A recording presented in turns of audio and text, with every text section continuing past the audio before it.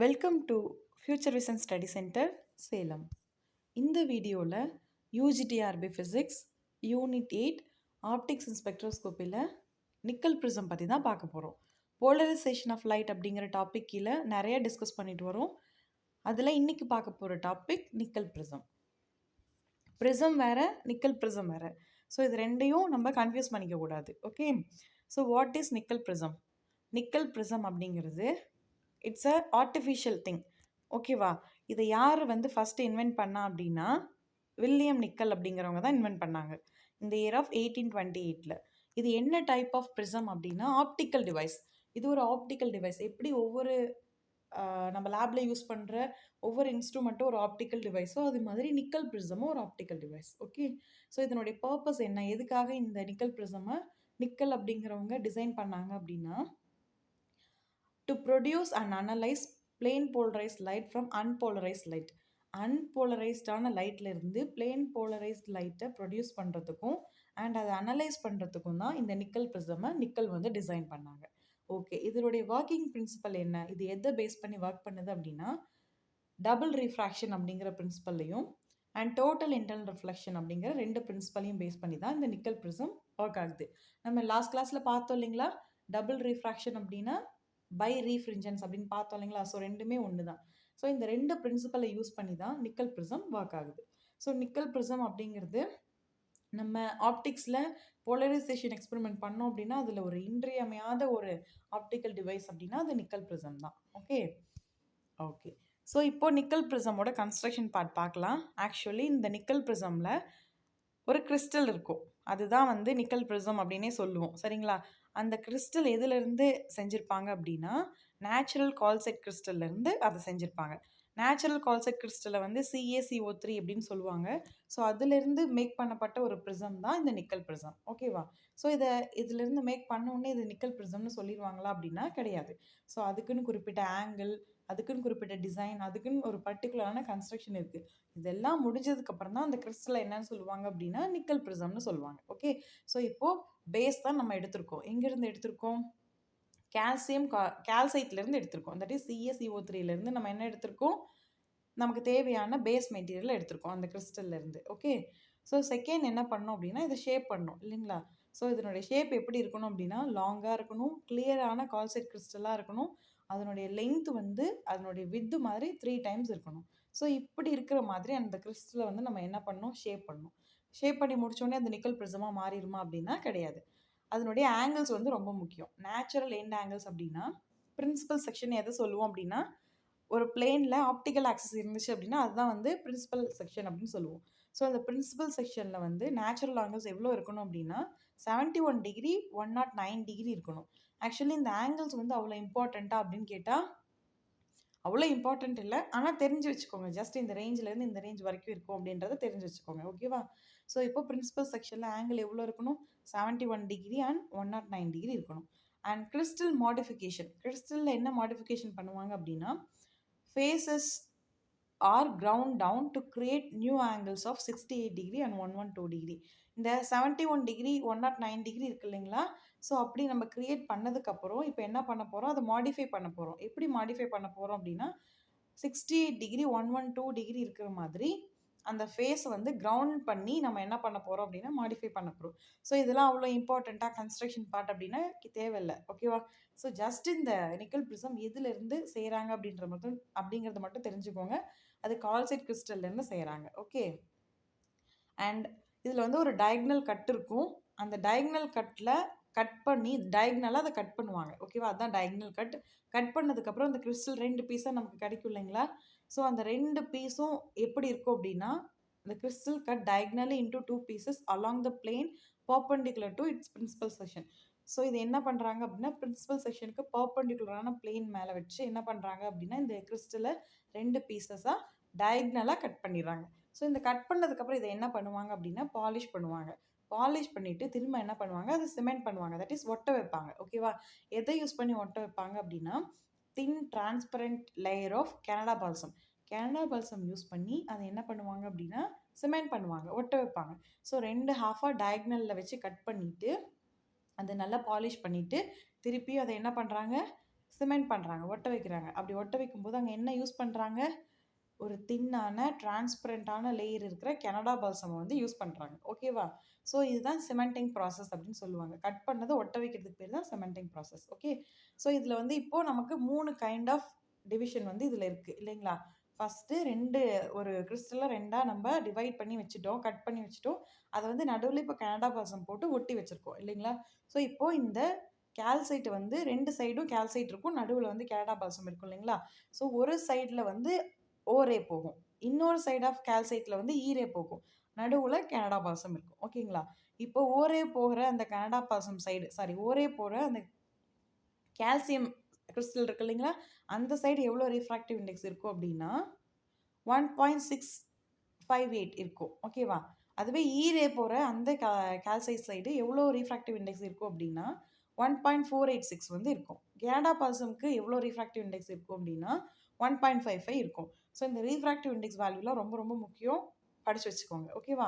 ஏன் அப்படின்னா உங்களுக்கு இதுதான் கேள்வியாகவே கேட்பாங்க, ரீஃப்ராக்டிவ் இண்டெக்ஸ் வந்து எவ்வளோவா இருக்கும் அப்படின்றத கேள்வியாக கேட்பாங்க. ஸோ நீங்கள் என்ன பண்ணிக்கோங்க, இதை நோட் பண்ணிக்கோங்க. ஓகேவா? ஸோ அப்போ ஓரேவுடைய ரீஃப்ராக்டிவ் இண்டெக்ஸ் எவ்வளோ இருக்குது? நிக்கல் ப்ரிசமில் 1.658 இருக்குது. ஈரேவுடைய ரீஃப்ராக்டிவ் இண்டெக்ஸ் எவ்வளோ இருக்குது? நிக்கல் ப்ரிசமில் 1.486 இருக்குது. கனடா பால்சம்க்கு எவ்வளோ இருக்குது ரீஃப்ராக்டிவ் இண்டெக்ஸ்? 1.55 இருக்குது. ஸோ இந்த ரீஃப்ராக்டிவ் இண்டெக்ஸ் பார்த்தாலே நம்மளால் சொல்ல முடியும், இருக்கிறதுலே அதிக ரீஃப்ராக்டிவ் இண்டெக்ஸ் எதுக்கு இருக்குது? ஓரேக்கு தான் இருக்குது. ஓரே சைடு இருக்குது, கனடா பால்சம்க்கு தான் இருக்குது இல்லைங்களா? சாரி, கால்சைட்டுக்கு தான் இருக்குது. ஸோ அந்த கால்சைட் வந்து இப்போ டென்சர் மீடியமாக ஆக்ட் பண்ணும். எதோட கம்பேர் பண்ணுறப்போ அப்படின்னா இந்த கனடா பால்சமோட கம்பேர் பண்ணுறப்போ. ஓகே.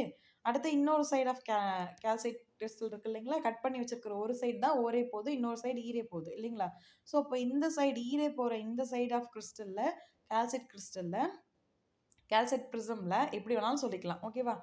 அங்கே ரீஃப்ராக்டிவ் இண்டெக்ஸ் வந்து எப்படி இருக்குது அப்படின்னா ஓரே போகிற சைடை விட கம்மியாக இருக்குது இல்லைங்களா? 1.486 தான் இருக்குது. ஸோ கனடா பால்சமோட பாருங்கள், கனடா பால்சமோடவும் இது கம்மியாக இருக்குது. ஸோ அப்போ இது என்ன சொல்கிறாங்க அப்படின்னா ரேரர் தென் கனடா பால்சம் அப்படின்னு சொல்கிறாங்க. கனடா பால்சம் வேல்யூ வந்து ஈரேவோடையும் ஓரேவோடையும் மிடில் இருக்குது இல்லைங்களா? ஈரேவோட அதிகமாக இருக்குது, ஓரேவோட கம்மியாக இருக்குது. ஸோ அப்போ கனடா பால்சம்க்கு இன்டர்மீடியேட் ரீஃப்ராக்டிவ் இண்டெக்ஸ் அப்படிங்கிறத நம்ம ஞாபகம் வச்சுக்கணும். ஓகே. ஸோ இப்போ ஓரே எங்கேருந்து எங்கே போகுது? டென்சர் மீடியத்துலேருந்து ரேரர் மீடியமுக்கு போகும். ஆனால் ஈரே என்ன பண்ணும்? ரேரர் மீடியம்லேருந்து டென்சர் மீடியமுக்கு போகும். கனடா பால்சம் வந்து இன்டர்மீடியேட்டாக இருக்கும் அதனுடைய ரீஃப்ராக்டிவ் இண்டெக்ஸ் வேல்யூ. ஸோ இது மட்டும் ஞாபகம் வச்சுக்கோங்க. இப்போது ஒர்க்கிங் பிரின்சிபல் என்ன அப்படின்றத பார்க்கலாம். ஒர்க்கிங் பிரின்சிபல் ஃபர்ஸ்ட் பிரின்சிபல் என்ன? Double refraction. டபுள் ரீஃப்ராக்ஷன்னா என்ன? பை ரீஃப்ரிஞ்சன்ஸ் அப்படின்னு சொல்லுவாங்க இல்லையா? ஸோ இப்போ கால்சைட் கிறிஸ்டலில் டபுள் ரீஃப்ராக்ஷன் நடக்க போகுது. நம்ம ஒரு அன்போலரைஸ்ட் ரேவ் வந்து இந்த நிக்கல் ப்ரிசமில் நம்ம என்ன பண்ண போகிறோம் அப்படின்னா சென்ட் பண்ண போகிறோம். ஓகே. கால்சைட் ப்ரிசம்னாலும் நிக்கல் ப்ரிசம்னாலும் ஒன்று தான், which is made up of calcite அப்படின்றதுனால நான் கால்சைட் ப்ரிசம்னு சொல்கிறேன். ஓகே. ஸோ இப்போது இந்த நிக்கல் ப்ரிசம் வழியாக நம்ம அன்போலரைஸ்ட் லைட்டை வந்து சென்ட் பண்ணுறோம். அப்படி சென்ட் பண்ணும் பொழுது அங்கே டபுள் ரீஃப்ராக்ஷன் நடந்து 2 மியூச்சுவலி பர்பெண்டிகுலரான ரீஃப்ராக்டட் ரேஸ் வந்து ப்ரொடியூஸ் ஆகும். ஒரு ரே வந்து ஓ ரேன்னு சொல்லுவோம், இன்னொரு ரே வந்து எக்ஸ்ட்ராடினரி ரே ஈ ரே அப்படின்னு சொல்லுவோம் இல்லைங்களா? இப்போது இந்த 2 ரேவுமே எப்படி போலரைஸ் ஆகிருக்கும்? மியூச்சுவலி பர்பெண்டிகுலராக பிளேன் போலரைஸ்ட் ஆகிருக்கும். ஓகேவா? ஆனால் நம்ம சென்ட் பண்ணது எந்த மாதிரி லைட்? Unpolarised light. ஓகே. இப்போ ஓரேல வைப்ரேஷன்ஸ் எப்படி இருக்கும் அப்படின்னா ஓரேலாம் ஆப்டிக் ஆக்சிஸ்க்கு பர்பெண்டிகுலராக வைப்ரேட் ஆகும். வேறஸ் ஈரே எல்லாமே ஆப்டிக் ஆக்சிஸ்க்கு பேரலாக வைப்ரேட் ஆகும். ஸோ இதை ஞாபகம் வச்சுக்கோங்க. ஆப்டிக் ஆக்சிஸ் அப்படிங்கிறது அந்த கிறிஸ்டலில் இருக்கக்கூடிய ஒரு மேஜர் ஆக்சிஸ். ஸோ அந்த ஆக்சிஸில் ஓரே ஈரே அப்படிங்கிற ஸ்பிளிட்டன்ஸே இருக்காது, ரெண்டுமே ஒரே வெலாசிட்டியில் ஒரே ஸ்பீடில் வந்து ட்ராவல் ஆகும். ஓகேவா? அதை ஞாபகம் வச்சுக்கோங்க. லாஸ்ட் கிளாஸில் இதை நம்ம டிஸ்கஸ் பண்ணோம். இப்போது இந்த ஓரே அண்ட் ஈரே இது ரெண்டுமே எப்படி இருக்கும் அப்படின்னா மியூச்சுவலி பர்பெண்டிகுலராக போலரைஸ் ஆகிருக்கும். தட் இஸ் 90 டிகிரியில் போலரைஸ் ஆகிருக்கும் அப்படின்றத ஞாபகம் வச்சுக்கணும். ஓகேவா? ஸோ இதனுடைய ஒர்க்கிங் பிரின்சிபல் டபுள் ரிஃப்ராக்ஷன்னா என்ன அப்படின்றத பார்த்துட்டோம். அடுத்தது டோட்டல் இன்டர்னல் ரிஃப்ளெக்ஷன் ஆஃப் ஓரே. ரெண்டாவது பிரின்சிபல் இதில் என்ன யூஸ் ஆகுது? டோட்டல் இன்டர்னல் ரிஃப்ளெக்ஷன் யூஸ் ஆகுது இல்லைங்களா? ஸோ இது வந்து ஓரேவை தான் வந்து என்ன பண்ணுது? டோட்டல் இன்டர்னல் ரிஃப்ளெக்ஷனுக்கு உட்படுத்துது இந்த நிக்கல் ப்ரிசம். எப்படி இந்த ஓரே வந்து எலிமினேட் பண்ணுது, டோட்டல் இன்டர்னல் ரிஃப்ளெக்ஷன் ஆக வச்சு அப்படின்றத நம்ம பார்க்கலாம். ஓரே எங்கேருந்து எங்கே போகுது? கால்சைட்லேருந்து கனடா பால்சம் லேயருக்கு போகுது. அப்படி போகும் பொழுது ஓரேவுடைய ரீஃப்ராக்டிவ் இண்டெக்ஸ் எவ்வளோ இருக்குது? 1.6 சம்திங்கில் இருக்குது. கனடா பால்சமுடைய ரீஃப்ராக்டிவ் இண்டெக்ஸ் எவ்வளோ இருக்குது? 1.55 இருக்குது இல்லைங்களா? அப்போது ஓரேவோடைய ரிஃப்ராக்டிவ் இண்டெக்ஸ் தான் அதிகம். ஸோ டென்சர் மீடியம்லேருந்து ரேரர் மீடியம்க்கு போகுது. இதுதானே first condition. Total internal reflection நடக்கணும் அப்படின்னா 2 முக்கியமான கண்டிஷன் சாட்டிஸ்ஃபை ஆகணும். ஃபஸ்ட்டு கண்டிஷன் என்ன? அது வந்து டென்சர் மீடியம்லேருந்து ரேரர் மீடியம்க்கு போகணும். 2வது கண்டிஷன் ஆங்கிள் ஆஃப் இன்சிடென்ஸ் வந்து கிரிட்டிக்கல் ஆங்கிளோட அதிகமாக இருக்கணும். இந்த 2 கண்டிஷனும் சாட்டிஸ்ஃபை பண்ணிருச்சு அப்படின்னா அங்கே டோட்டல் இன்டர்னல் ரிஃப்ளெக்ஷன் நடக்கும். இங்கே ஓரே எங்கேருந்து எங்கே போகுது? So as per total internal reflection condition இது கரெக்டாக எங்கேருந்து எங்கே போகுது? டென்சர் மீடியம்லேருந்து ரேரர் மீடியம்க்கு போகுது. கேல்சைட்லேருந்து கனடா பால்சம் லேயருக்கு போகுது. ஸோ இப்படி போகும் பொழுது ஓரே வந்து டென்சர் மீடியம் டு ரேரர் மீடியம்க்கு ட்ராவல் ஆகுது அப்படிங்கிறத நம்ம தெரிஞ்சுக்கலாம். ஸோ இந்த மாதிரி ட்ராவல் ஆகிட்டு இருக்கு. இப்போ அடுத்து நம்ம என்ன செக் பண்ணணும்? ஆங்கிள் ஆஃப் இன்சிடென்ஸ் வந்து கிரிட்டிக்கல் ஆங்கிளை விட அதிகமாக இருக்கா அப்படின்றத நம்ம செக் பண்ணணும். ஸோ இந்த 3rd பாயிண்ட் படிங்க. Construction angle 68 degree precisely chosen that O rays strike the Canada balsam layer at an angle of incidence greater than critical angle for calcite balsam interface. அதாவது இந்த ஓரேவை வந்து கிரிட்டிக்கல் ஓரே வந்து Canada balsam இன்டர்ஃபேஸை that is அந்த சர்ஃபேஸை வந்து strike பண்ணும் பொழுது அதில் மோதும் பொழுது அதனோட இன்சிடென்ட் ஆங்கிள் வந்து கிரிட்டிக்கல் ஆங்கிளை விட அதிகமாக இருக்கிற மாதிரி மேக் பண்ணி வச்சுருக்கோம். அந்த ஆங்கிள் தான் 68 டிகிரி. ஓகேங்களா? அந்த ஆங்கிள் வந்து கிரிட்டிக்கல் ஆங்கிளோட அதிகமாக இருக்க மாதிரி நம்ம மேக் பண்ணி வச்சுருக்கோம். அப்போது செகண்ட் கண்டிஷனும் சாட்டிஸ்ஃபை ஆகிடுது. ஸோ தட் ஓரே என்ன ஆகும்? டோட்டல் இன்டர்னல் ரிஃப்ளெக்ஷனுக்கு உட்படும். இப்படி உட்பட்டதுக்கப்புறம் அது என்ன ஆகும் அப்படின்னா டிஃப்ளெக்ட் ஆகும். அப்படி டிஃப்ளெக்ட் ஆகி வர அந்த ஓரேவை இந்த இந்த நிக்கல் ப்ரிசமோட சைடில் வந்து பிளாக் பெயிண்ட் வச்சு கோட் பண்ணி வச்சுருப்பாங்க. ஸோ இந்த பிளாக் பெயிண்ட் கோட்டிங் என்ன பண்ணிடும் அப்படின்னா அந்த ஓரேவை அப்சர்வ் பண்ணிக்கும். So this is what happening in Nicol prism. So that ஓரே வந்து பிளாக் ஆகிடும். இது வந்து எமர்ஜ் அவுட் ஆகி அந்த சைடு போக முடியாது. இந்த கனடா பால்சமை தாண்டி அதனால் போக முடியாது. இன்னொரு சைட் ஆஃப் கால்சைட் கிறிஸ்டலுக்கு போக முடியாது. ஓகே, ஸோ இப்படி தான் டோட்டல் இன்டர்னல் ரிஃப்ளெக்ஷன் ஓரேவை எலிமினேட் பண்ணுது. தட் இஸ் ஒன்றுமே இல்லைங்க. இங்கே டபுள் ரிஃப்ராக்ஷன் நடந்து 2 ரே ப்ரொடியூஸ் ஆயிடுச்சுங்களா? ஓரே ஈரே வந்து ப்ரொடியூஸ் ஆயிடுச்சு. இதில் ஓரே வந்து ஃபஸ்ட்டு ட்ராவல் ஆகுது. ட்ராவல் ஆக எங்கேருந்து எங்கே ட்ராவல் ஆகுது? கால்சைட்லேருந்து இப்போ கனடா பால்சம் தாண்டி வெளியில் போகிறதுக்கு ட்ரை பண்ணுது. அப்படி போகும்பொழுது அது டென்சர் மீடியம்லேருந்து ரேரர் மீடியம்க்கு போகுது. அண்ட் ஆல்சோ அது படுற ஆங்கிள் ஆஃப் இன்சிடென்ஸ் வந்து கிரிட்டிக்கல் ஆங்கிளை விட அதிகமாக இருக்குது. ஸோ டோட்டல் இன்டர்னல் ரிஃப்ளெக்ஷன் வந்து அங்கே சாட்டிஸ்ஃபை ஆகிடுது. டோட்டல் இன்டர்னல் ரிஃப்ளெக்ஷனுக்கான கண்டிஷன் வந்து அங்கே சாட்டிஸ்ஃபை ஆகிடுது. ஸோ தட் என்ன ஆகுது? இந்த ஓரே வந்து டோட்டல் இன்டர்னல் ரிஃப்ளெக்ஷனுக்கு உட்பட்டு டிஃப்ளெக்ட் ஆகுது. டிஃப்ளெக்ட் ஆகிறப்போ இதை வந்து கரெக்டாக அந்த நிக்கல் ப்ரிசமோட சைடில் ஒரு பிளாக் பெயிண்ட் வந்து கோட் பண்ணி வச்சுருப்பாங்க. அந்த கோட்டிங் இந்த ஓரேவை அப்சர்வ் பண்ணிக்குது. ஸோ தட் ஓரே ஃபுல்லாக பிளாக் ஆகிடுச்சு. அது வந்து இந்த கனடா பால்சம் லேயரை தாண்டி போக முடியாது. ஓகேவா? ஸோ இப்போ ஈரேக்கு என்ன நடந்துச்சு அப்படின்றத நம்ம தெரிஞ்சுக்கணும்ல. இப்போ ஈரே அதே மாதிரி கால்சைட்டோட சைட்லேருந்து கனடா பால்சம் லேயருக்கு போகுது. அப்படி போகும் பொழுது ஈரேவுடைய ரிஃப்ராக்டிவ் இண்டெக்ஸ் எவ்வளோ இருக்குது? 1.486 இருக்குது. கனடா பால்சமுடைய ரிஃப்ராக்டிவ் இண்டெக்ஸ் எவ்வளோ இருக்குது? 1.55 இருக்குது. ஸோ இப்போ ஈரே எங்கேருந்து எங்கே போகுது? ரேரர் மீடியம்லேருந்து டென்சர் மீடியம்க்கு போகுது. அப்போ டோட்டல் இன்டர்னல் ரிஃப்ளெக்ஷன் நடக்குமா? நடக்காது. ஏன்னா டோட்டல் இன்டர்னல் ரிஃப்ளெக்ஷன் நடக்கணும் அப்படின்னா ஃபஸ்ட்டு கண்டிஷன் எங்கே? டென்சர் மீடியம்லேருந்து ரேரர் மீடியம்க்கு போகணும். ஆனால் ஈரே எங்கேருந்து எங்கே போகுது? ஈரே ரேரர் மீடியம்லேருந்து டென்சர் மீடியம்க்கு போகுது. ஆனால் கண்டிஷன் என்ன? டென்சர் மீடியம்லேருந்து ரேரர் மீடியம்க்கு போகணும். ஸோ இது ஃபஸ்ட்டு கண்டிஷனை ஃபெயில் பண்ணிடுச்சு. எது? ஈரே. ஸோ அதனால் இது வந்து டோட்டல் இன்டர்னல் ரிஃப்ளெக்ஷனுக்கு உட்பட முடியாது. அதனால இது என்ன பண்ணும் அப்படின்னா டைரெக்டாக கனடா பால்சமை கிராஸ் பண்ணி வெளியில் ப்ரிசம்க்கு வெளியில் வந்துடும். அப்படி ப்ரிசம்க்கு வெளியில் வரும் பொழுது அது என்ன மாதிரி லைட்டாக வரும் அப்படின்னா பியூராக பிளெயின் போலரைஸ்டு லைட்டாக வரும். ஸோ இப்படி தான் ஈரே வந்து இந்த நிக்கல் ப்ரிசம் வழியாக வெளியில் வருது.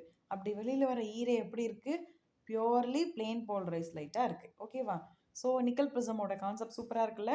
ஓரே வந்து பிளாக் ஆகிடுச்சு. ஈரே மட்டும் டிரான்ஸ்மிட் ஆகி வெளியில் வருது. அப்படி வெளியில் வர அந்த ஈரேவை செக் பண்ணி பார்க்கும்போது அது கம்ப்ளீட்லி பியூராக பிளெயின் போலரைஸ்ட் லைட்டாக இருக்குது. ஆனால் நம்ம இந்த நிக்கல் ப்ரிசம்குள்ளே சென்ட் பண்ணுறதுக்கு முன்னாடி அது எந்த மாதிரி லைட்டாக சென்ட் பண்ணோம்?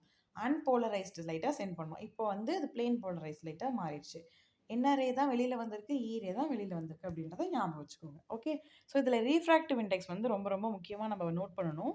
கால்சைட் ஓரேக்கு ரீஃப்ராக்டிவ் இண்டெக்ஸ் பாருங்கள், கனடா பால்சம்க்கு ரீஃப்ராக்டிவ் இண்டெக்ஸ் பாருங்கள், அண்ட் கால்சைட் ஈரேக்கு ரீஃப்ராக்டிவ் இண்டெக்ஸ் பாருங்கள். ஸோ இது மூணையும் கம்பேர் பண்ணி பார்க்கும்போது இருக்கிறதுலே கம்மியாக ஈரேக்கு தான் இருக்குது, அதிகமாக ஓரேக்கு தான் இருக்குது. கனடா பால்சம்க்கு இன்டர்மீடியேட்டாக இருக்குது. ஸோ அப்போது இதிலேருந்தே நம்ம சொல்லிடலாம் இந்த ஓரே எங்கேருந்து எங்கே போகுது? டென்சர் மீடியம்லேருந்து ரேரர் மீடியம்க்கு போகுது. அதனால டோட்டல் இன்டர்னல் ரிஃப்ளெக்ஷன் நடந்து ஓரே ஃபுல்லாக பிளாக் ஆகிடுது. வேறஸ் ஈரே எங்கேருந்து எங்கே போகுது? ரேரர் மீடியம்லேருந்து டென்சர் மீடியம்க்கு போகுது. ஸோ இங்கே டோட்டல் இன்டர்னல் ரிஃப்ளெக்ஷன் நடக்கிறதுக்கான கண்டிஷன் வந்து சாட்டிஸ்ஃபை ஆகலை. ஸோ தட் நமக்கு ஈரே டிரான்ஸ்மிட் ஆகி வெளியில் கிடைக்கிது. ஓகே, ஸோ இது பாருங்கள், இதுதான் இந்த நிக்கல் ப்ரிசமோட டயக்ராம். ஓகே, ஸோ இங்கே பாருங்கள், அன்போலரைஸ் லைட் வந்து உள்ளே வருதா? அப்படி உள்ளே வரும்போது நடுவில் என்ன லேயர் இருக்குது? கனடா பால்சம் லேயர் வந்து இருக்குது. ஸோ அங்கே போய் படும் பொழுது அது கரெக்டாக டென்சர் மீடியம்லேருந்து ரேரர் மீடியம்க்கு போகுது. அண்ட் ஆங்கிள் ஆஃப் இன்சிடென்ஸ் வந்து கிரிட்டிக்கல் ஆங்கிளை விட அதிகமாக இருக்குது. ஸோ இங்கே நோட் பண்ணியிருக்காங்க பாருங்கள், 68 டிகிரி 68 டிகிரின்னு கார்னரில் நோட் பண்ணியிருக்காங்கல்ல. ஸோ இது வந்து கிரிட்டிக்கல் ஆங்கிளை விட அதிகமாக இருக்குது. ஓகேவா? ஸோ அப்படி படும் பொழுது டோட்டல் இன்டர்னல் ரிஃப்ளெக்ஷன் வந்து நடக்குது. ஸோ தட் ஓரே ஃபுல்லாக இந்த சைடில் இருக்கக்கூடிய பிளாக் பெயிண்ட் கோட்டிங்கால் அப்சர்வ் பண்ணப்படுது. ஓகே, ஸோ இப்போ நமக்கு மீதி என்ன ரே தான் இருக்குது? ஈரே தான் இருக்குது. ஈரே எங்கேருந்து எங்கே போகுது? டென்சர் மீடியம்லேருந்து ரேரர் மீடியம்க்கு போகாமல் ரேரர் மீடியம்லேருந்து டென்சர் மீடியம்க்கு போகுது. ஏன்னா ஈரேயோடைய ரீஃப்ராக்டிவ் இண்டெக்ஸ் வந்து கம்மி. ஓகேவா? ஆனால் கனடா பால்சமோட ரீஃப்ராக்டிவ் இண்டெக்ஸ் ஈரேயோட அதிகமாக இருக்குது. ஸோ ரேரர் மீடியம்லேருந்து டென்சர் மீடியம்க்கு போகுது. ஸோ இங்கே டோட்டல் இன்டர்னல் ரிஃப்ளெக்ஷனுக்கான கண்டிஷன் சாட்டிஸ்ஃபை ஆகலை. அதனால ஈரே என்ன ஆகுது அப்படின்னா கனடா பால்சம் வழியாக டிரான்ஸ்மிட் ஆகி வெளியில் வருது. அப்படி வெளியில் வரும் பொழுது அது பிளேன் போல்ரைஸ் லைட்டாக வெளியில் வருது. அப்படி பிளேன் போல்ரைஸ்ட் எப்படி இருக்குது அப்படின்னா அந்த லைட் பியோரான பிளேன் போல்ரைஸ் லைட்டாக இருக்குது. ஓகேவா? சரி, ஓகே. ஸோ இங்கே வந்து அந்த ஆங்கிள்ஸ் நோட் பண்ணிக்கோங்க. 68 டிகிரி 112 டிகிரி தான் எண்டோட ஆங்கிள். அண்ட் நேச்சுரல் ஆங்கிள் எவ்வளோ இருக்கும் அப்படின்னா 71 டிகிரி 109 டிகிரி இருக்கும். அதுதான் நம்ம என்ன பண்ணுறோம் அப்படின்னா 68 டிகிரி 112 டிகிரியாக மாற்றுறோம். எதுக்காக அப்படின்னா ஓரேவுடைய ஆங்கிள் வந்து ஆங்கிள் ஆஃப் இன்சிடென்ஸ் இந்த கிரிட்டிக்கல் ஆங்கிளை விட அதிகமாக இருக்கணும் அப்படிங்கிறதுக்காக. ஓகேவா? சரி, ஓகே. இப்போ நம்ம பர்பண்டிகுலராக நம்ம என்ன பண்ணோம் அப்படின்னா கட் பண்ணி டயக்னலாக பர்பண்டிகுலராக கட் பண்ணி அது ரெண்டையும் கனடா பால்சம் போட்டு ஒட்ட வச்சு இந்த ப்ராசஸை நடக்க வைக்கிறோம். Okay, okay. இப்போது இந்த நிக்கல் ப்ரிசமோட யூசஸ் என்ன அப்படின்னு பார்க்கும்பொழுது இது ரெண்டு முக்கியமான பர்பஸ்க்காக யூஸ் ஆகுது. ஒன்று வந்து போலரைசராக யூஸ் ஆகுது, இன்னொன்று வந்து அனலைசராக யூஸ் ஆகுது. போலரைசராக இது என்ன பண்ணும் அப்படின்னா அன்போலரைஸ்ட் லைட்டை பிளேன் போலரைஸ்ட் லைட்டாக மாற்றும் இல்லைங்களா? ஸோ இப்போ அதுதானே இந்த நிக்கல் ப்ரிசமில் நடந்துச்சு. கனடா பால்சம் வழியாக வெளியில் வர லைட் எந்த மாதிரி லைட்டாக இருந்துச்சு? பிளேன் போலரைஸ்ட் லைட்டாக இருந்துச்சு. அப்போது இந்த நிக்கல் ப்ரிசம் நமக்கு என்னத்தை ப்ரொடியூஸ் பண்ணுது? அன்போலரைஸ்ட் லைட்டை போலரைஸ்ட் லைட்டாக மாற்றி பிளேன் போலரைஸ்ட் லைட்டாக மாற்றி நமக்கு ப்ரொடியூஸ் பண்ணுது பை எலிமினேட்டிங் ஓரே ஃபுல்லாக எலிமினேட் பண்ணிட்டு. ஓகேவா? ஏன் ஓரே எலிமினேட் ஆகுது? அதில் டோட்டல் இன்டர்னல் ரிஃப்ளெக்ஷன் நடக்குது. ஸோ தட் அது அப்சர்வ் ஆகிடுது. ஈரே மட்டும்தான் டிரான்ஸ்மிட் ஆகி வருது. அந்த ஈரே தான் எந்த ரே? பிளேன் போலரைஸ்ட் ரே. ஓகேவா? ஸோ அடுத்து இது அனலைசராக யூஸ் ஆகுது. என்ன அனலைசராக யூஸ் ஆகுது அப்படின்னா second Nicol prism can detect and analyse the polarisation of light beam. Light பீம்னுடைய போலரைசேஷனை டிடெக்ட் பண்ணுறதுக்கும் அனலைஸ் பண்ணுறதுக்கும் செகண்டாக இருக்கிற ஒரு நிக்கல் ப்ரிசம் வந்து யூஸ் ஆகுது அப்படின்னு சொல்கிறாங்க. ஸோ இப்போ செகண்டாக இருக்கிற இந்த நிக்கல் ப்ரிசம் வந்து ரொட்டேட் பண்ணும் பொழுது இதனுடைய இன்டென்சிட்டி வந்து வேரி ஆகும் அக்கார்டிங் டு மாலூஸ் லா. மாலூஸ் லா பொறுத்து இதனோட இன்டென்சிட்டி வேரி ஆகும். மாலூஸ் லா என்ன சொல்லுது அப்படின்னா intensity is directly proportional to cos square theta அப்படின்றத சொல்லுது. ஸோ அப்போ நிக்கல் ப்ரிசம் போலரைசராகவும் ஆக்ட் பண்ணுது அண்ட் அனலைசராகவும் ஆக்ட் பண்ணுது. ஓகே, இப்போது கிராஸ்டு நிக்கல்ஸ் வந்து யூஸ் பண்ண போகிறோம். தட் இஸ் ரெண்டு நிக்கல் ப்ரிசமை ஒன்றுக்கு ஒன்று பர்பண்டிகுலராக வைக்க போகிறோம். அப்படி வைக்கும் பொழுது என்ன நடக்குது அப்படின்னு பார்க்கலாம். ரெண்டு நிக்கல் ப்ரிசமை ஒன்றுக்கு ஒன்று பர்பண்டிகுலராக வைக்கும் பொழுது பிரின்சிபல் செக்ஷன் அது எப்படி வைக்கணும் அப்படின்னா principal section of two prism at 90 degree to each other. அதாவது அந்த ஆப்டிக் ஆக்சிஸ் இருக்கு இல்லைங்களா, அது போகிற அந்த பிளேனை தான் என்னென்னு சொல்லுவோம் அப்படின்னா பிரின்சிபல் செக்ஷன்னு சொல்லுவோம். அப்போ ரெண்டு ப்ரிசமோட பிரின்சிபல் செக்ஷனும் 90 டிகிரியில் இருக்கிற மாதிரி, அதாவது ஒன்றுக்கு ஒன்று பர்பண்டிகுலராக இருக்கிற மாதிரி நம்ம அதை டிசைன் பண்ணணும். அப்படி பண்ணும் பொழுது லைட் ஃபுல்லாக பிளாக் ஆகிட்டு ஒரு சின்ன ரே கூட ஒரு குட்டி ரே கூட எமோஜெட் ஆகி வராது. ஒரு மைன்யூட்டான ரே கூட வெளியில் வராது. எல்லா லைட்டும் கம்ப்ளீட்டாக பிளாக் ஆகிடும். எப்போ? ரெண்டு நிக்கல் ப்ரிசமும் ஒன்றுக்கு ஒன்று பர்பண்டிகுலராக வைக்கும் பொழுது. ஸோ இங்கே மாலூஸ் லா என்ன சொல்லுது அப்படின்னா intensity is directly proportional to cos square theta அப்படின்னு சொல்லுதா. இப்போ தீட்டாவோட வேல்யூ 90 டிகிரியாக இருக்கும் பொழுது அது ஒன்றுக்கு ஒன்று பர்பண்டிகுலராக தானே இருக்குது. ஸோ 90 டிகிரியில் இருக்குது அப்படின்னு நம்ம வச்சுக்கிறோம். இப்போ 90 டிகிரின்னு வைக்கும்போது காஸ் 90யோட வேல்யூ வந்து 0. அதனால தான் இங்கே 0 இன்டென்சிட்டி ப்ரொடியூஸ் ஆகுது. That is no light is emerge out. எந்த லைட்டுமே வெளியில் வரதில்லை. அதனால இன்டென்சிட்டி என்னவா இருக்குது? அக்கார்டிங் டு மாலூஸ் லா 0வாக இருக்குது. ஓகேவா? ஸோ இந்த எக்ஸ்என் அப்படிங்கிறது கிராஸ்டு நிக்கல்ஸ்க்காக ஒரு டேர்மாக யூஸ் பண்ணுவாங்க. கிராஸ்டு நிக்கல்ஸ் அப்படிங்கிறத ரெப்ரசென்ட் பண்ணுறதுக்கு ஒரு டேர்மாக எதை யூஸ் பண்ணுவாங்க அப்படின்னா இந்த எக்ஸ்என்னை யூஸ் பண்ணுவாங்க. ஓகே, ஸோ இப்போ இன்றைக்கி கிளாஸில் பார்த்த கான்செப்டோட சம்மரி பார்க்கலாம். First who invented the nickel prism அப்படின்னு கேட்டால் வில்லியம் நிக்கல் இந்த இயர் ஆஃப் 1828 அப்படின்னு நம்ம ஆன்சர் பண்ணணும். நெக்ஸ்ட்டு எதுலேருந்து ஹி மேட் இட் அப்படின்னு கேட்டாங்கன்னா கால்சைட்லேருந்து CaCO3லேருந்து இதை நமக்கு மேட் பண்ணி கொடுத்துருக்காங்க. இதை இன்னும் ஸ்பெசிஃபிக்காக சொல்லணும் அப்படின்னா ஐஸ்லாண்ட் ஸ்பார்லேருந்து இதை மேட் பண்ணுறாங்க அப்படின்றத ஞாபகம் வச்சுக்கோங்க. ஓகே. அண்ட் இதனுடைய பிரின்சிபல் என்ன? 2 பிரின்சிபல். ஃபஸ்ட்டு பிரின்சிபல் என்ன? டபுள் ரீஃப்ராக்ஷன், அதாவது பை ரீஃப்ரிஞ்சன்ஸ் அப்படிங்கிறது தான் இதனுடைய first principle. And second principle என்ன? Total internal reflection. ஃபஸ்ட்டு நம்ம அன்போலரைஸ்ட் லைட்டை 2 ரேவாக பிரிச்சுக்கிறோம். ஒரே ordinary ray and extraordinary ray அப்படின்னு சொல்லிட்டு 2 ரீஃப்ராக்டட் ரேஸாக பிரிச்சுக்கிறோம். அப்படி பிரித்த அந்த ரேஸை தான் நம்ம என்ன பண்ணுறோம் அப்படின்னா டோட்டல் இன்டர்னல் ரிஃப்ளெக்ஷனுக்கு அனுப்புகிறோம். அப்படி அனுப்பும் பொழுது ஓரே சாட்டிஸ்ஃபை பண்ணி அப்சர்வ் ஆகிடுது. ஈரே அதை சாட்டிஸ்ஃபை பண்ணாதனால டிரான்ஸ்மிட் ஆகி வெளியில் வருது. அப்படி வெளியில் வர லைட் வந்து பிளெயின் போலரைஸ் லைட்டாக வருது. ஓகே. ஸோ ஓரே வந்து டோட்டல் இன்டர்னல் ரிஃப்ளெக்ஷனுக்கு உட்படுது. எங்கே அப்படின்னா கனடா பால்சம் லேயரில். ஏன் அப்படின்னா அந்த டென்சர் மீடியம்லேருந்து ரேரர் மீடியம்க்கு போகுது. ஸோ அதனால அது அப்சர்வ் ஆகிடுது. நெக்ஸ்ட்டு ஈரே வந்து ரேரர் மீடியம்லேருந்து டென்சர் மீடியம்க்கு போகுது. ஸோ தட் இந்த டோட்டல் இன்டர்னல் ரிஃப்ளெக்ஷனுக்கான கண்டிஷனை வந்து சாட்டிஸ்ஃபை பண்ணல. ஸோ டிரான்ஸ்மிட் ஆகி வெளியில் வரும்பொழுது அது பியூர்லி பிளெயின் போலரைஸ் லைட்டாக வெளியில் வருது. ஸோ இப்போது இந்த நிக்கல் ப்ரிசமை நம்ம 2 விஷயத்துக்காக யூஸ் பண்ணிக்கலாம். ஒன்று போலரைசராக யூஸ் பண்ணிக்கலாம், அப்படின்னா அன்போலரைஸ் லைட்டை வந்து போலரைஸ் லைட்டாக ப்ரொடியூஸ் பண்ணுது, அதுதான் போலரைசர். ஸோ போலரைசராக யூஸ் பண்ணிக்கலாம். அண்ட் ரெண்டாவது அனலைசராக யூஸ் பண்ணிக்கலாம். அதாவது போலரைஸ் லைட் வந்து எங்கே இருக்குது அப்படின்றத டிடெக்ட் பண்ணுறதுக்கு இதை அனலைசராக யூஸ் பண்ணிக்கலாம். ஓகே. ஸோ அப்புறம் கிராஸ்டு நிக்கல் ப்ரிசம் பற்றி பார்த்தோம். 2 நிக்கல் ப்ரிசமை ஒன்று கொண்டு பர்பெண்டிகுலராக வைக்கும் பொழுது லைட் கம்ப்ளீட்டாக பிளாக் ஆகிடுது அப்படின்றத நம்ம பார்த்தோம். அவ்வளோதான் இன்றைக்கி கிளாஸில் பார்த்த கான்செப்ட். இதை வச்சு இப்போ கொஷின்ஸ் டிஸ்கஸ் பண்ணலாம். First question, Nicol prism was invented by William Nicol in which year அப்படின்னு கேட்குறாங்க. ஸோ இது ஃபஸ்ட்டு கண்டுபிடிச்சது யார்? நிக்கல் ப்ரிசமை வில்லியம் நிக்கல். அவங்க எந்த இயரில் கண்டுபிடிச்சாங்கன்னு கேட்குறாங்க. ஸோ நம்ம பார்த்தோம் இல்லைங்களா 1828ன்னு. So option B is the correct answer. Second question, nickel prism is constructed from which crystal? எந்த கிறிஸ்டல்ல இருந்து நிக்கல் ப்ரிசம் வந்து கன்ஸ்ட்ரக்ட் பண்ணியிருக்கோம்? குவார்ட்ஸ் கிறிஸ்டலா, டைமண்டா, கால்சைட்டா அண்ட் சோடியம் குளோரைடா? கால்சைட்ல இருந்து தான் நம்ம என்ன பண்ணியிருக்கோம்? நிக்கல் ப்ரிசமை கன்ஸ்ட்ரக்ட் பண்ணியிருக்கோம். அதுக்கு இன்னொரு பேரும் இருக்குது, என்னது? ஐஸ்லாண்ட் ஸ்பேர் அப்படின்னு சொல்லுவோம். ஓகேவா? சரி, okay. Third question, what is the refractive index of Canada balsam used in Nicol prism? So Nicol ப்ரிசமில் நம்ம யூஸ் பண்ணுற கனடா பால்சமுடைய ரீஃப்ராக்டிவ் இண்டெக்ஸ் என்ன அப்படின்னு கேட்குறாங்க. ஸோ இது வந்து ஓரேவுடைய ரீஃப்ராக்டிவ் இண்டெக்ஸ்க்கும் ஈரேவுடைய ரீஃப்ராக்டிவ் இண்டெக்ஸ்க்கும் மிடில் இருக்கும் அப்படின்றத நம்ம பார்த்தோம். ஓரேவுடைய ரீஃப்ராக்டிவ் இண்டெக்ஸ் என்ன? 1.658. ஈரேவுடைய ரீஃப்ராக்டிவ் இண்டெக்ஸ் என்ன? 1.486 இல்லைங்களா? ஸோ அப்போது கனடா பால்சமுடைய ரீஃப்ராக்டிவ் இண்டெக்ஸ் வந்து இந்த ஓரேவுக்கும் ஈரேவுடைய ரீஃப்ராக்டிவ் இண்டெக்ஸ்க்கும் மிடில் இருக்கும் அப்படின்றது நமக்கு தெரியும். இப்போ அது என்ன வேல்யூவாக இருக்கும்? 1.55 இருக்கும். ஸோ இது இப்படி இருக்கிறதுனால தான் ஓரே வந்து இங்கே டோட்டல் இன்டர்னல் ரிஃப்ளெக்ஷனுக்கு உட்படுது. ஓரே எங்கேருந்து எங்கே போகுது?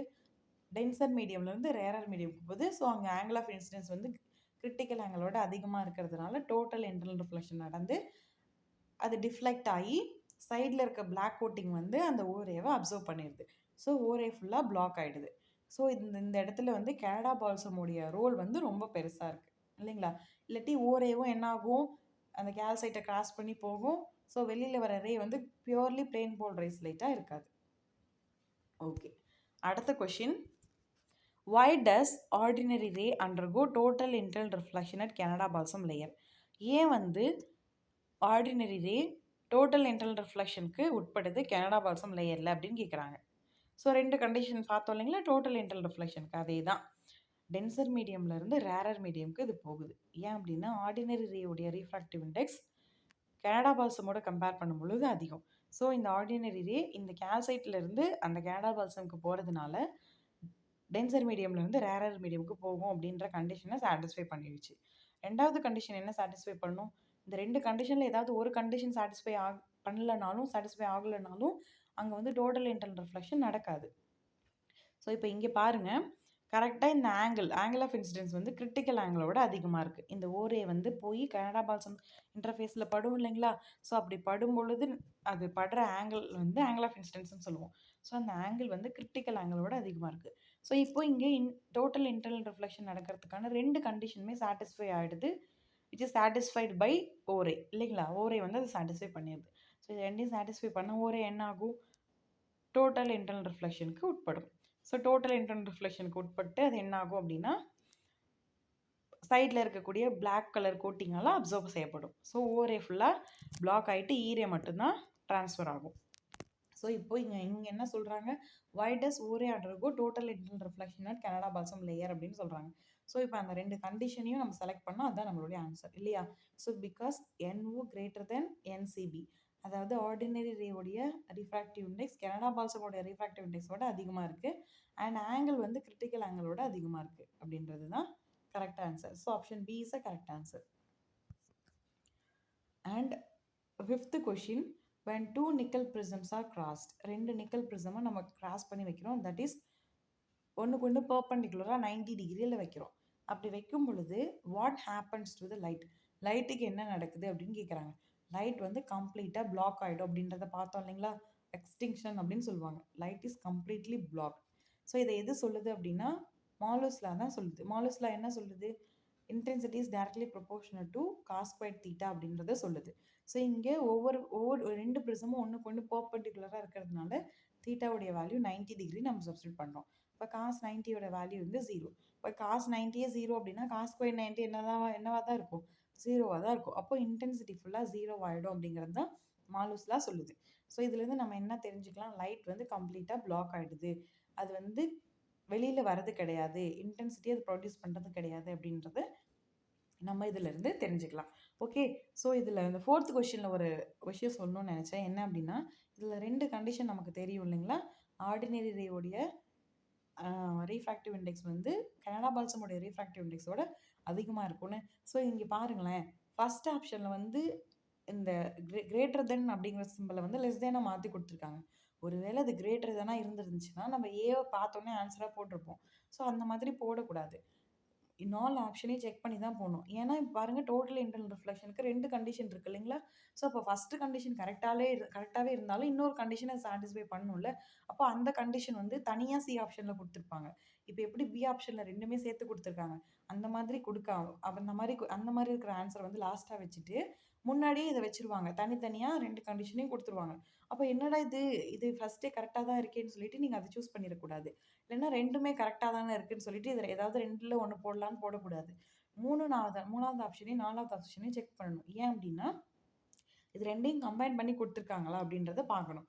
ஸோ அந்த மாதிரி கொடுக்கல அப்படின்னா தான் கண்டிப்பாக இது ரெண்டில் ஏதாவது ஒன்று ஆன்சராக இருக்குன்றதை நீங்கள் சூஸ் பண்ணணும்.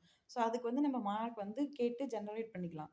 ஆனால் கரெக்டான ஆன்சர் வந்து ரெண்டுமே வந்து கரெக்டான ஆன்சராக இருக்கும் பொழுது ரெண்டுமே ஏதாவது ஆப்ஷனில் கொடுத்துருக்காங்களா அப்படிங்கிறத டி ஆப்ஷன் வரைக்கும் செக் பண்ணணும். 4 ஆப்ஷன் வரைக்குமே நம்ம அதை செக் பண்ணணும். செக் பண்ணிட்டு தான் ஆன்சர் வந்து செலக்ட் பண்ணணும். ஓகே. சரி, யூஸ்வலாக இந்த மிஸ்டேக் நம்ம பண்ணுவோம், அதனால நான் இங்கே சொல்கிறேன். அண்ட் நெக்ஸ்ட் கிளாஸில் லைட்டோடைய போலரைசேஷன் ஆஃப் லைட்டில் நெக்ஸ்ட் டாபிக் பார்ப்போம். என்ன டாபிக் பார்ப்போம் அப்படின்னா குவாட்ரு வேவ் பிளேட் அப்படிங்கிற டாபிக் வந்து பார்ப்போம். ஸோ இது ஆல்ரெடி நம்ம டிஸ்கஸ் பண்ணியிருக்கோம் இல்லைங்களா. போலரைசேஷன் ஆஃப் லைட் அப்படிங்கிற டாப்பிக்கில் ஜஸ்ட்டு குவாட்ரு வேவ் பிளேட்னா என்ன, ஹாஃப் வேவ் பிளேட்னா என்ன அப்படின்றத சும்மா பார்த்துருப்போம். ஸோ நாளைக்கு கிளாஸில் குவாட்ரு வேவ் பிளேட்னா என்ன, அதில் எப்படி லைட் வந்து போலரைஸ் ஆகுது அப்படிங்கிறத டீட்டெயில்டாக பார்ப்போம். ஓகே. ஸோ இந்த போலரைசேஷன் ஆஃப் லைட் அப்படிங்கிற கான்செப்ட் வந்து ரொம்ப ரொம்ப இம்பார்ட்டண்ட்டான கான்செப்ட். ஏன் அப்படின்னா இந்த லைட் வந்து ட்ராவல் ஆகும்பொழுது வைப்ரேட் ஆகும். அப்படி நடக்கிற வைப்ரேஷனை ஃபுல்லாக ஒரு பர்டிகுலர் பிளேனில் கொண்டு வர அந்த ப்ராசஸ்க்கு பேர் தான் போலரைசேஷன் இல்லைங்களா. வேறஸ் ஆட்டமில் இதை எப்படி சொல்லுவோம்,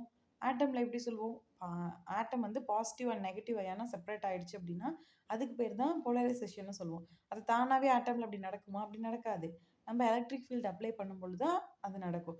அப்போது என்ன சொல்லுவோம், polarisation is directly proportional to electric field அப்படிங்கிறத நம்ம இஎம்டியில் படிப்போம். அங்கே படிக்கிற போலரைசேஷன் வேறு, இங்கே படிக்கிற போலரைசேஷன் வேறு. அங்கே போலரைசேஷன் ஆஃப் ஆட்டம், இங்கே போலரைசேஷன் ஆஃப் லைட். ஸோ இது ரெண்டையும் கன்ஃபியூஸ் பண்ணிக்க கூடாது. இங்கே நடக்கிற போலரைசேஷன்னா அப்போ லைட்டு பாசிட்டிவாக நெகட்டிவாக பிரிக்கிறது அப்படின்னு நீங்கள் நினச்சிக்க கூடாது. லைட் வந்து ஒரு எனர்ஜி, அதுக்கு பாசிட்டிவ் நெகட்டிவ்னு எந்த வேல்யூமே கிடையாது. அதனால தான் என்ன சொல்லுவாங்க அப்படின்னா light is an electromagnetic wave which is not deflected by electric and magnetic fields அப்படின்னு சொல்லுவாங்க. இதில் வந்து சார்ஜ் இருந்துச்சு அப்படின்னா கண்டிப்பாக அது எலக்ட்ரிக் ஃபீல்டாலேயோ மேக்னெட்டிக் ஃபீல்டாலேயோ டிஃப்ளெக்ட் ஆகிருக்கும் இல்லைங்களா. ஆனால் அந்த மாதிரி ஆகலை. அப்போ ஆகலைன்னா என்ன அர்த்தம், அப்போ லைட்டுக்கு வந்து சார்ஜ் இல்லை அப்படின்னு அர்த்தம். ஸோ லைட் வந்து ஒரு எனர்ஜி, ஒரு எலக்ட்ரோ மேக்னெட்டிக் வேவ். அதனால இது வந்து பாசிட்டிவாக நெகட்டிவாக செப்பரேட் ஆகுதுன்னு சொல்லிட்டு இஎம்டியில் நம்ம படிக்கிற எலக்ட்ரோ மேக்னெட்டிக் தியரியில் நம்ம படிக்கிற கான்செப்டை கொண்டு வந்து இங்கே அப்ளை பண்ணக்கூடாது. ஸோ இது வேறு மாதிரியான போலரைசேஷன். ஓகேவா? ஸோ போலரைசேஷன் அப்படிங்கிறது ஒரு வேர்டு தான், ஆனால் அது லைட்டுக்கு வேறு மாதிரி இருக்குது. அண்ட் நம்மளுடைய சார்ஜுக்கு வந்து இது வேறு மாதிரி இருக்குது. தட் இஸ் ஆட்டம்க்கு வந்து இது வேறு மாதிரி இருக்குது அப்படின்றத நீங்கள் புரிஞ்சுக்கணும். ஓகே. ஸோ போலரைசேஷன் ஆஃப் லைட்டில் குவார்டர் வேவ் பிளேட் பற்றி நெக்ஸ்ட் கிளாஸில் டிஸ்கஸ் பண்ணலாம். தேங்க்யூ.